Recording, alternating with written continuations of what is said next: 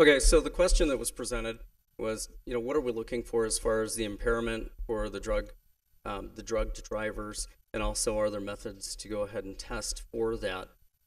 To touch base real quick, CDOT, Colorado Division of Transportation, okay, they've been running some stats, and part of the stats that they've been running have been on vehicle crashes, things along that line, and I'll just read directly from their site for a moment. In 2012, the Colorado Department of Human Services collected 23,519 drug and alcohol evaluations. Of the total evaluations, 1,045, or nearly 5%, involved marijuana.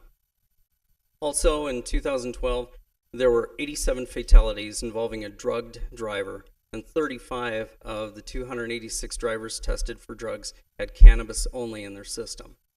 Okay.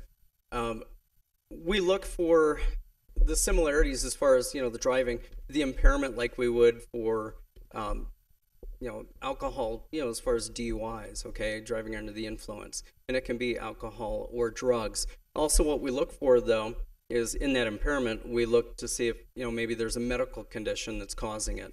So any waiver of things, people are crossing over the center line or the fog line. They're driving extremely slow compared to conditions. They're driving extremely fast. Anything outside of what is considered the norm. And a person may be pulled over for a simple, tail light that was out, and we're looking to give them information to, hey, let you know, because personally, I don't check my brake lights. It's hard to press the brake and see the light at the same time. So I don't know unless someone tells me.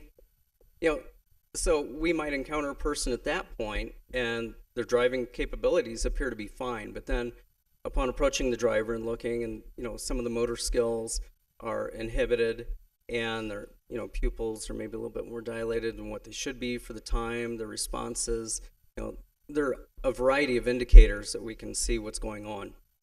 And like for alcohol, it's a little bit easier. You can kind of smell it and see what's going on. For the marijuana, you can smell it within reason. If they're a smoker, if they're not a smoker, if they're ingesting edibles or using the vapor, you can't really smell that on the person per se. You just kind of see the effects. And in the testing process, part of what's also involved is if you feel that a person's impaired by another type of drug other than alcohol, okay, we have drug recognition experts. And basically, it's a full eval. It's checking pupil sizes according to normal, dark, brighter lights. We're checking temperature. We're checking blood pressure. There are a series of tests that we do similar to sobriety tests that we can determine what type of drug this person is on and what's going on, and we confirm it with a blood test. Okay, and as far as Colorado goes, 5 nanograms is the limit. Okay, just like 0.08 is the limit for alcohol, 5 nanograms is the limit for marijuana. So, Michael, can you speak in like layman's terms? What is 5 nanograms? It's a maybe James can very small amount. So someone could test positive for 5 nanograms having used 5 hours earlier, even 8 hours earlier. So what does that mean? Smoking a joint 8 hours, or taking a bite of a cookie? Depending on the person's tolerance and their body's adjustment levels to it, that it actually, the marijuana stays in the system far longer than alcohol. So the evidence of its use stays in. They're trying to work on things to determine if someone's used recently, and that's forthcoming technology as far as saliva tests and things like that, where they can test specific enzymes. But those things are still in the works. But in the meantime, the blood test is the absolute. You can black or white if someone's driving intoxicated. Thank you both. And we have another question. I'm not sure if there's a specific person, maybe just all of you, but my question is, in this community we have jaywalker, and like a lot of people who are coming here to recover from addiction. And I guess I'm kind of wondering how that is correlating with, like the shops, like on Main Street, for example. I mean, from an outsider's perspective, it seems like you're coming here and you're trying to recover, and then those things are really readily available. I'm just wondering, like, Frankie, like for you, maybe, are you going to be seeing an influx of people, looking for help, and how is that going to affect? And like James, maybe like when they come into your shop, like, are you aware? Is there some way to find out if you're aware, if they're like trying to recover and then like maybe they're falling off? No, no, and I would never interfere with that. Right, no, I know you wouldn't. I'm just because wondering like if honestly, you'd be I able think to a lot of recognize it. what he does is teaching people to incorporate back into society where things are available, Right. and yet they make the decision not to pursue those things. Right. And I think just like the bar being close to the establishment, that's part of the same deal. And I'd almost guarantee that none of those people are in there for specific, I can't guarantee, but marijuana addiction. A lot of them Sure. have issues with other substances that are very different from marijuana, not the same thing whatsoever.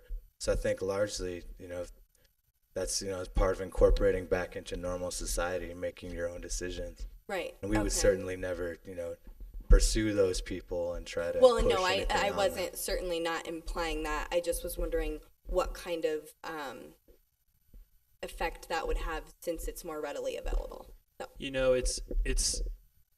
So, I'm an alumni of Jaywalker Lodge. Okay. Jaywalker actually allowed me to be up here sitting and talking with you guys today. The nice thing about coming here and being in a program is that the individuals who are trying to get recovery and become recovered are drug tested when they're in a program. And the drug testing protocol is pretty extensive. We do hair follicle testing, we do saliva testing, we do urine analysis testing. And so what we're doing is in the beginning of recovery is you're trying to put as many things between you and your disease as possible. Ultimately knowing that we're going to have to reincorporate back into society. And quite frankly, the dispensaries are not the biggest concern. It really is the drug dealer that's on the streets because going into James's place, all of a sudden I got to give him my ID and he has a record of me, and I don't want that. yeah. So this is a wonderful place to actually practice those skills and how to live life and not not go back to your old lifestyle and your old behaviors. So it's, we have an amazing community here, and what Colorado has done, in my opinion, is actually helping shore up some of this availability that we would otherwise just find on the streets. So I get that question asked a lot from parents of, they're looking at having their children come to our program from across the country, and they're like, well, you guys, weed's legal, and my son loves it, Like, well, it's probably easier to get it, in your hometown and wherever you are, than it would be actually coming up to Carbondale. So, Well, Thank you. coming But from I want to. I need to answer that question and play devil's advocate a little bit. There are two studies, and they're massive studies that have come out in the past couple of years with literally tens of thousands of people that have said those states that have legalized marijuana have increased access, and we have significantly increased the use of marijuana in those states. So it's a really insightful question that you're asking, because I do believe that increased access will increase use, particularly in the adolescent population. So I do appreciate what you're saying. I'm also a recovering person, so I get that whole thing about that it's our responsibility to maintain our own sobriety. But in talking about kids and young adults, I do think it's an issue. And I think, and James, you and I are going to have a talk, because I want to recruit you to an industry task force, because I think you have some responsibility in all of this, and I really want to pick your brain about how to even become more responsible. Oh, that'd be great. I'd Yeah, love to do so I really want you to start to, I know you're doing lots. I'm hearing really good things from Michael, but I think there's even more to do about the whole increased access issue. So thank you, young lady, for your question, because I think it's a huge issue that nobody's addressing from Aspen to Parachute, that we are indeed increasing access, and it is a problem. and there is more accessibility overall. I'm even receiving, reports because I work in the schools. Fortunate enough that I get to see a lot of the really awesome side of the kids. Doing the normal law enforcement, it was kind of difficult because the only time I saw them was when something went bad. And now I get to see just the incredible kids that are out there. and the self-esteem, and help be a part of, their growing and developmental stages, which is just awesome.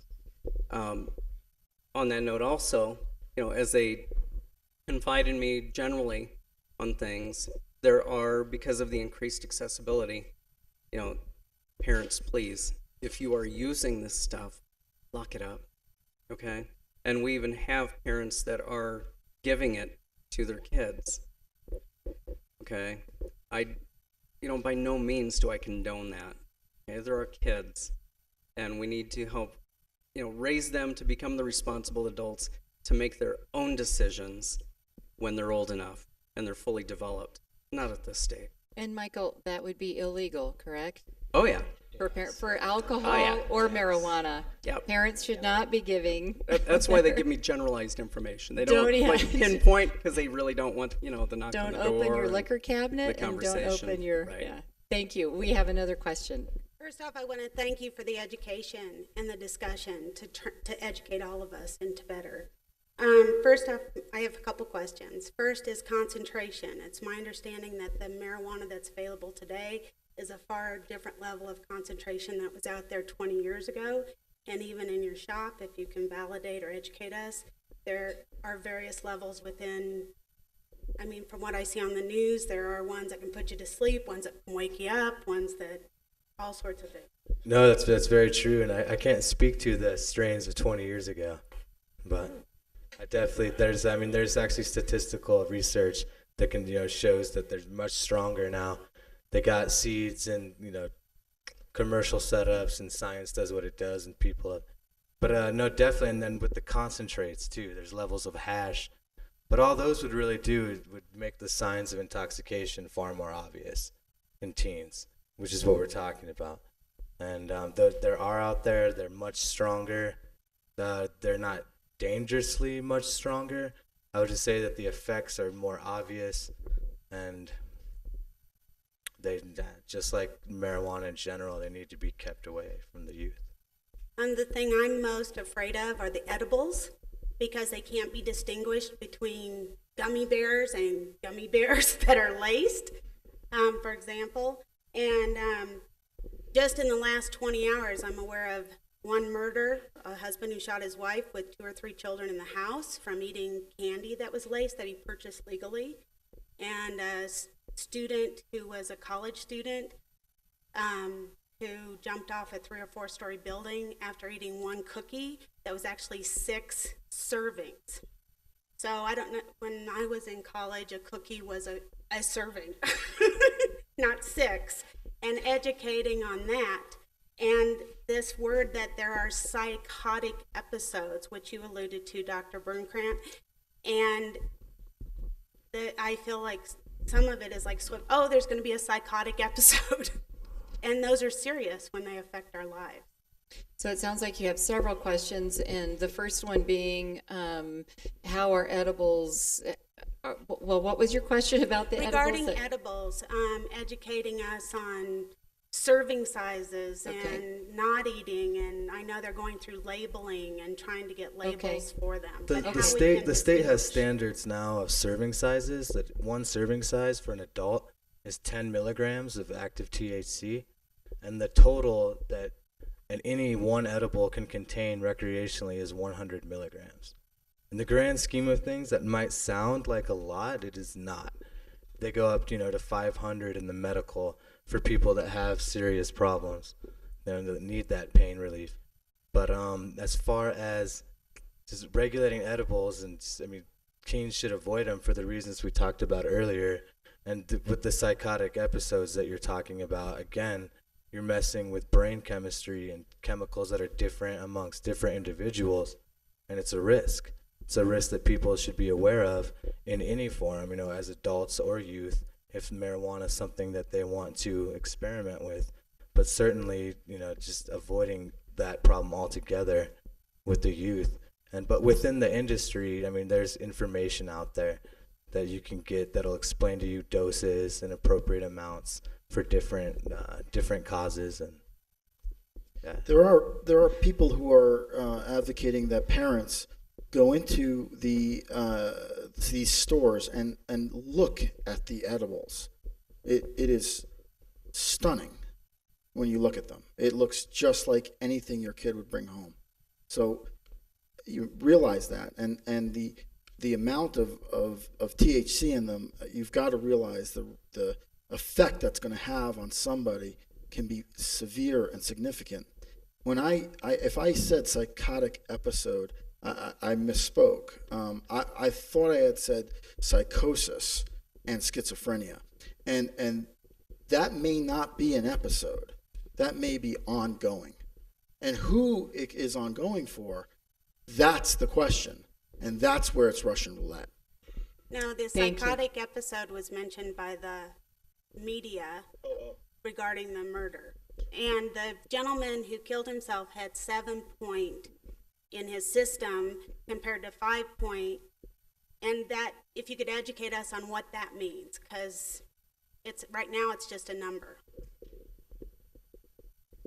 I don't have numbers. I'm so sorry. 5 milligrams, or in his nanograms. Motherfucking nano. So I'm assuming with an edibles you can acquire a lot more than you could from a small amount of edible. Typically lasts 3 hours longer, and the effects, particularly for some people, can be quite more pronounced than they would from smoking. But those things are very different according to different people, and hopefully we don't see a lot of those type of episodes.